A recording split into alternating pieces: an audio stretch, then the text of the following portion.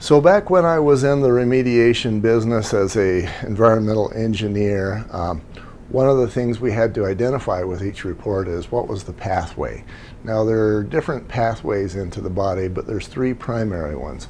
The first one is inhalation, meaning that whatever the contaminant is, it goes in through the nose, into the lungs, and out through the body and the bloodstream that way. That's called the inhalation pathway. Then you have the ingestion pathway, and then you have skin absorption, dermal absorption. And in this case, lead is, can be breathed in to a certain extent into the lungs if you have dusts, but the vast majority of the contamination is going to happen from children that are eating something. And maybe they're rolling their balls in lead-based paint, and then they're eating the balls or licking the balls or that sort of thing. And that's the pathway for the children to be getting that sort of stuff into their system. By contrast, I'd mentioned mothers. If a mother has a lot of lead in her system, there's going to be fertility and digestive issues. And so, then the question becomes, well, how is the mother ingesting that lead? And that becomes a little bit more difficult because the mother obviously isn't going to be rolling balls, she's not going to be eating dirt, she's not going to be doing a lot of those things. So it has to be another pathway, or not another pathway because it's all ingestive, but another manner for that lead to get into her system. And we're going to talk about some of the manners that that lead can find its way into even an adult. I'd mentioned you can have dust in the lungs. I understand that using lead-based pots and pans does actually cause the food to taste better, but apparently it had some side effects that aren't very good.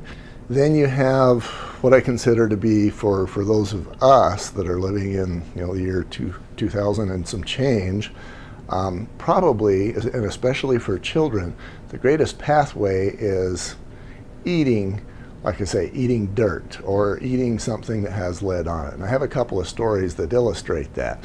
One of them is I did an inspection at a pretty new home. It was less than a year old, and it checked out pretty well, and I left, I wrote the report, and I get another call 2 or 3 weeks later, and they said our living room is soaked. And they thought I'd totally screwed up, and I couldn't figure out what had happened because, So I made the courtesy return, and I went into their home, and sure enough, that living room was soaked. And this is a brand new home, so the roof didn't leak, the sprinklers weren't hitting the house. The entire living room, pretty much half of it, was very wet, to the point that as I was crawling around trying to find the source, I was getting my hands wet, I was getting my elbows wet, I was getting my knees wet.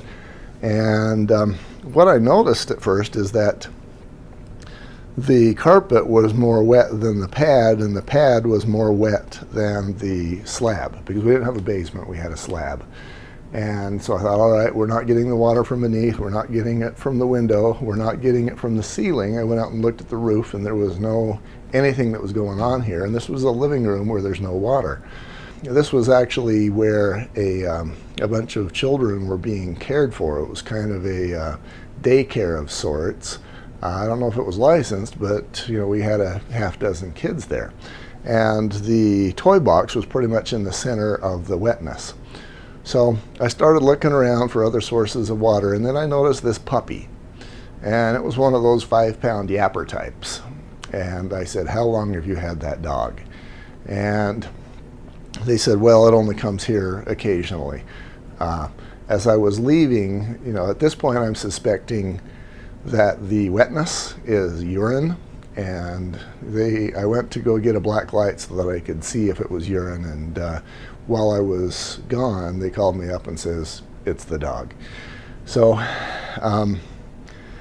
the gross thing is that we actually did have children rolling balls and sitting down and playing and having blocks and toys that they were chewing, and that was dog urine. And it turns out the dog was peeing on the carpet to try and cover the cat pee that was there with the previous occupants.